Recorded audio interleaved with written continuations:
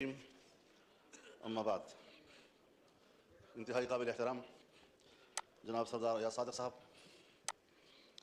और आपकी वसातत से मुअज़्ज़ज़ अरकान ऐवान, हल्फ बर्दारी के बाद मैं पहली मरतबा ऐवान में हाज़िर हो रहा हूँ और ये भी इरादा है कि कुछ मौरूज़ात आपकी खिदमत में पेश कर सकूं। मुझसे पहले जनाब असद कैसर साहब जो बात कर रहे थे, उनका जो मुतालबा था, मेरे ख्याल में उनका मुतालबा सही था और जलसा करना उनका हक़ है और मैं उनके इस मुतालबे की हिमायत करता हूँ।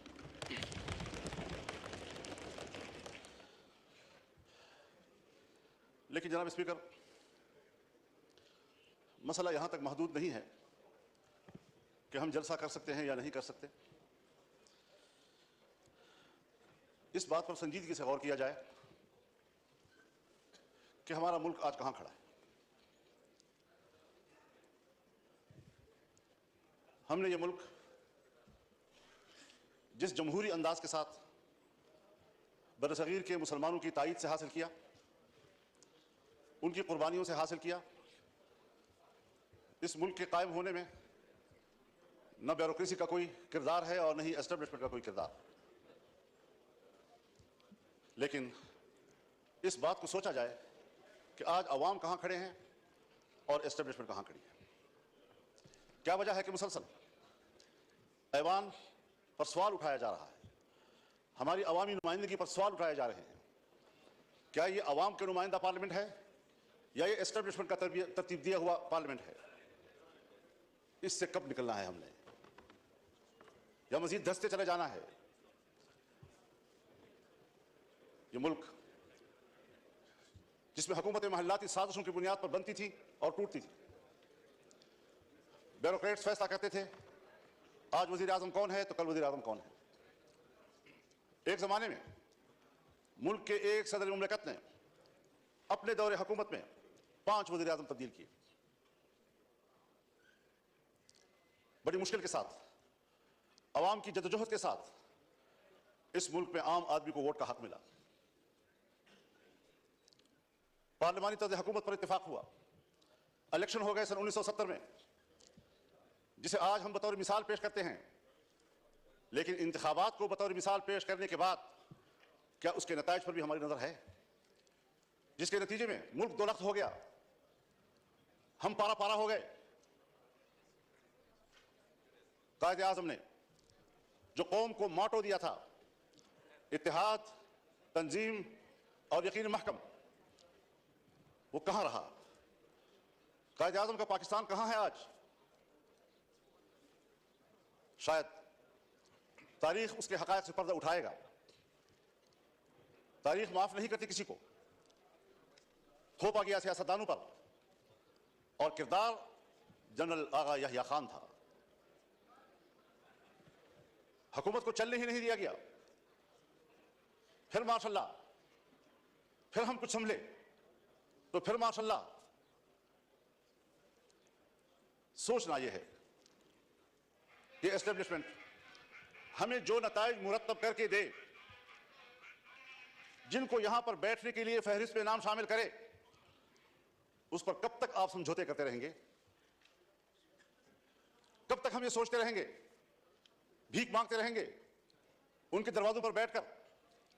और जो इलेक्शन हुए हैं, हमें तो 2018 के इलेक्शन पर भी एतराज था, आपको भी एतराज था, पीपल्स पार्टी को भी एतराज था, मुस्लिम लीग नून को भी एतराज था, मेरे बुजुर्ग बैठे हैं उनको भी एतराज था।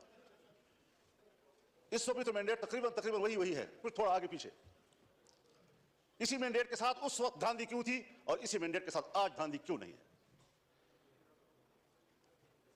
हज़रत, मुझे शर्म आती है, शायद मैं कुछ अपनी गुफ्तगू में ऐसी बातें कहूं जो आप समझेंगे कि मैं तजावुज़ कर रहा हूं। लेकिन सियासी आदमी,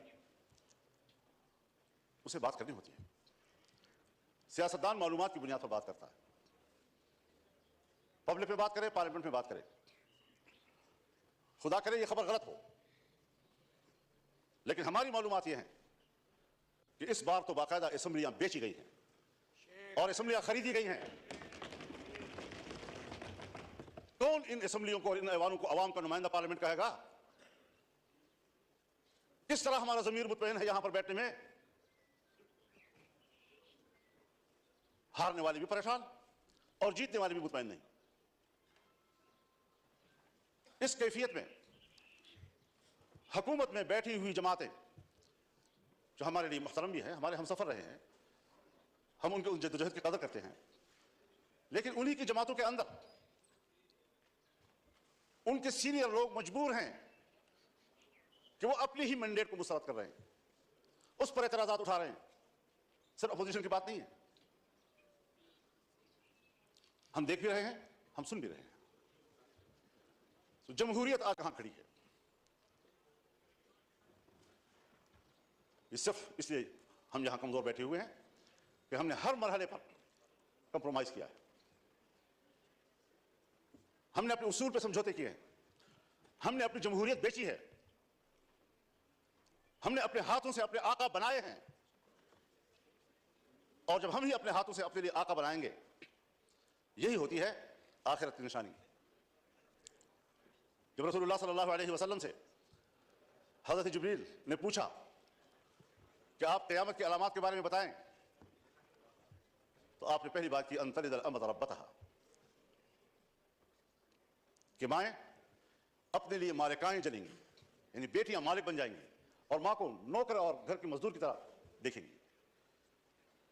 इस मिसाल से आप खुद समझ लें कि जो आपके मातहत होने चाहिए थे, जो आपके हुक्म पर चलने चाहिए थे, वो आज हमारे आका और उनके हुक्म पर हम चल रहे हैं। हम यहां पर एक कानून पास नहीं कर सकते। जनाब स्पीकर साहब, आप गवाह हैं, आप गवाह हैं, आपकी पूरी जमात गवाह है। हमने एक इजलास में एक कानून साजी पे बात की, उसके लिए कमेटी बनी, वज़ीर कानून के निगरानी में मियां शहबाज शरीफ साहब निगरानी कर रहे थे ऊपर से। हमारा इत्तेफाक हुआ, दीनी मदारिस, उनके विफाक, हुकूमत के दरमियान उस मसौदे पर इत्तेफाक हो गया। इत्तेफाक राय के बावजूद असेंबली में नहीं आ रहा, इसलिए कि इजाजत नहीं है। करते करते बिल आखिर असेंबली में आया वो, और आया तो ख्वांदगी के दौरान रोक दिया गया और पास नहीं होने दिया। हम पार्लियामेंट हैं, हमने इस पर इत्तेफाक राय किया, असेंबली तक में ले आए, पेश हो गया, पहली ख्वांदगी हो गई और बिल आखिर उसको ड्रॉप करना पड़ा। इतना जरूर हमें पता चल गया, और मैंने शहबाज शरीफ साहब से कहा कि हमें इतना पता चल गया है कि कसूर आपका नहीं है, कौन रुकावट है हमें मालूम हो गया, बस इतना ही चाहिए था। हम कानून साजी का भी इख्तियार नहीं रखते, हम अपनी मर्जी से कानून भी नहीं बना सकते। इस पार्लियामेंट की रुकनीत पर हम फख्र करते हैं और हम समझते हैं वीवीआईपी हो गए। आज जरा मुआवजा तो कीजिए जनाब स्पीकर, हिंदुस्तान और हम एक ही दिन में आजाद हुए। 15 अगस्त 1947 को सुबह 8 बजे दिल्ली में लॉर्ड माउंटबेटन ने इंडिया के गवर्नर जनरल का हल्फ उठाया और कराची में कायद आज़म मोहम्मद अली जिन्नाह ने हल्फ उठाया। एक ही दिन हम आजाद हुए। आज वो दुनिया की सुपर ताकत बनने के ख्वाब देख रहा है और हम दिवालियापन से बचने के लिए भीख मांग रहे हैं कि डिफॉल्ट ना हो जाए हम लोग। ये किसके हाथों, कौन जिम्मेदार है उसका? घूमते फिरते फिर आएगी बात सियासतदान जिम्मेदार है, हुकूमत नाकाम है। दीवार के पीछे जो कुव्वतें हमें कंट्रोल करती हैं, जिनके बागडोर हमारे उनके हाथ में हैं, फैसले तो वो करें और मुंह हमारा काला करें, अवाम हमें गालियां दे, जिम्मेदार हमें ठहराएं। ये कौन सी सियासत है? हम कहां इस मुल्क को ले आए हैं कि आज आपका एक एक बच्चा 25 करोड़ आबादी का वो 2 और 3 लाख तक का मखरूज हो चुका है। खुश होते हैं, IMF ने नया किस्त जारी कर दिया, नया किस्त 1 लाख 1.5 लाख का, करोड़ 1 अरब 1.5 अरब का होता है, लेकिन आपको कर्जे कितने देने हैं? अपनी पैदावार किधर है हमारी, अपनी सलाहियत किधर है हमारी? हमने मुल्क को जुमूद का शिकार बना दिया है और कौमें जब जुमूद का शिकार होती हैं तो फिर वो गिरती हैं, वो तरक्की नहीं कर सकती। फिर जरा हिसाब लगाएं, जिस हिंदू को हम सारे अलकाब देते हैं, सारे बुरे अलकाब उनके, सारे अच्छे अलकाब हमारे, लेकिन नतीजे के लिहाज से कारकर्दगी की बुनियाद पर जरा उसका भी तजिया कर ले, अपना भी तजिया कर ले। घर में बैठे हुए हम लोग, हम आपस में बात कर रहे हैं, क्यों एक दूसरे से बात छुपा रहे हैं? ये सारी वो चीजें हैं। हमने मुल्क हासिल किया इस्लाम के नाम पर। आज पाकिस्तान दुनिया में एक सेकुलर स्टेट का रूप धा चुका है। कहां है ला इलाहा इल्लल्लाह? 1973 में हमारा आईन बना, 1973 में इस्लामी नजरियाती कौंसिल बने, 1973 से आज तक तमाम कवानीन का जायजा लिया गया। अगर कोई खिलाफी इस्लाम कानून मौजूद है तो कुरान सुन्नत के मुताबिक कानून की सिफारिश की गई, सिफारिशात की रिपोर्ट ऐवान में आ गई, लेकर दी गई। कोई आप एक निशानदेही बहैसियत स्पीकर कर सकते हैं कि सन 1973 से लेकर आज तक उस काउंसिल की सिफारिशात पर इस पार्लियामेंट ने एक मुंतजमी की? एक। इसीलिए कि जिन लोगों को ऐवान में लाया जाता है, जिन लोगों से ऐवान भर दिए जाते हैं, उनको कुरान सुन्नत से कोई दिलचस्पी नहीं है, पाकिस्तान के नजरिए से कोई दिलचस्पी नहीं है। कैसे आप दुनिया में शनाख्त कराएंगे अपनी कि हम एक इस्लामी मुमलकत है? आपका आईन कहता है कि हाकिमियत अल्लाह रब्बुल आलमीन की हुई, और हम रूए जमीन पर अल्लाह की नियाबत करते हुए, अवाम के नुमाइंदे रूए जमीन पर अपने मुमलकत पे अल्लाह की नियाबत करते हुए उनकी तालीमात के मुताबिक कानून साजी करेंगे। हमारी इनफरादी इज्तिमाई जिंदगी कुरान सुन्नत किताबें होगी। ये मैं नहीं कह रहा, मेरा आईन कहता है। ये मेरा आईन कहता है कि इस्लाम पाकिस्तान का मुमलकती मजहब होगा। ये मेरा आईन कहता है कि कानून साजी कुरान सुन्नत के ताबे होगी। ये मेरा आईन कहता है कि कुरान सुन्नत के मुनाफिक कोई कानून साजी नहीं होगी। इस पर कोई अमल दरामद कागजी हद तक भी आप तो उन इदारों को भी पाबंद कर रहे हैं, नेस्तनाबूद करना चाहते हैं, जो इदारे आपके इस मुल्क में किसी तरह दीन और मजहब की अलामत हैं। उनको आप मुआशरे का मेन स्ट्रीम ही नहीं समझते। तो जिस नजरिए पर मुल्क कायम हुआ था 75 साल में, उसका भी जरा हिसाब लगा लें आप कहां खड़े हैं। और मुमकिन है बहुत से लोग समझे कि मजहब नहीं है तो कोई चीज नहीं, कोई मसला ही नहीं है।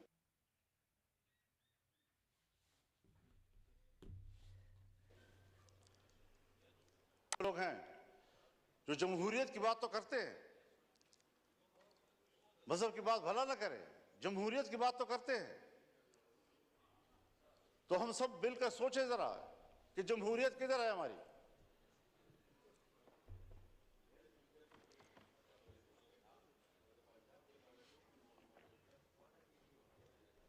चौवन 55 से सन 1954-55 से 58 तक नीम मार्शल लॉ, 58 से लेकर 71 तक मुकम्मल मार्शल लॉ, 77 से फिर मार्शल लॉ, 99 से फिर मार्शल लॉ, और हम कंप्रोमाइज करते रहे। यहां इसी ऐवान में हमने कानून साजी करना चाहिए। चीखते रहे हम लोग कि साहब ये जो कुछ आप कर रहे हैं कुरान सुन्नत के खिलाफ है। किसी ने नहीं सुनी। तो जमहूरियत कहां है आपकी? इलेक्शन आपके ढोंग, असेंबलियों की कोई कदर कीमत नहीं। असेंबली में आने वाला अपने आप को मुआज़्ज़ज़ समझता है, अवाम का नुमाइंदा है। आपके कागजात में उसका जो प्रोटोकॉल है वो वीवीआईपी का है, उसके बरात होते हैं। लेकिन क्या हमारा ज़मीर भी मुतमईन है इस बात पर? वस्तफ्ति नफ्सक, अपने ज़मीर से पूछ लो पहले, क्या वाकई हम मुतमईन हैं इन नताइज से? और जनाब अयाज़ साहब, क्या वाकई आप लाहौर के नताइज से मुतमईन हैं? अल्लाह आपको मुतमईन रखे जी, अल्लाह आपको मुतमईन रखे। लेकिन हर चंद के है नहीं है।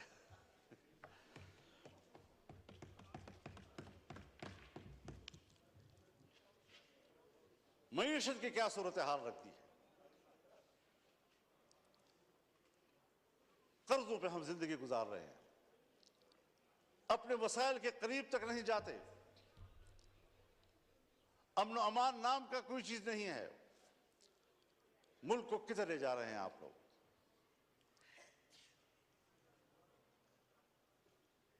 आप आए जरा, लाहौर से जरा सफर करें और आए जरा, मैं आपको दावत देना चाहूंगा डेरा इस्माइल खान में, टांक में, वजीरिस्तान में, लक्की मरवत में, बाजावड़ में। आप वहां आकर जरा देख तो लें कि हमारी वहां क्या हालत है।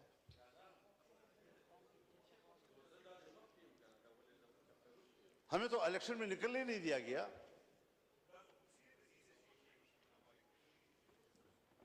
एक तरफ तालिबान की तरफ से ऐलान होता था कि हम इलेक्शन में कोई कार्रवाई नहीं करेंगे, दूसरी तरफ हमें धमकियां मिलती थी। फिर इधर से हमें चिट्ठियां मिलती थी कि आप, थ्रेट लेटर आ जाती थी कि आप न जाएं। पब्लिक से राब्ता ही नहीं करने दे रहे थे। और जो ही इलेक्शन गुजरा, सारे थ्रेट लेटर खत्म हो गए, खैर खैरियत हो गई। अब न वहां हमें कोई कत्ल करने वाला है, न कोई दहशतगर्द है, न कुछ है। लेकिन ये बात जो हमारे उन इलाकों से मुताल्लिक लोग हैं या बलूचिस्तान से मुताल्लिक लोग हैं, चाहे वो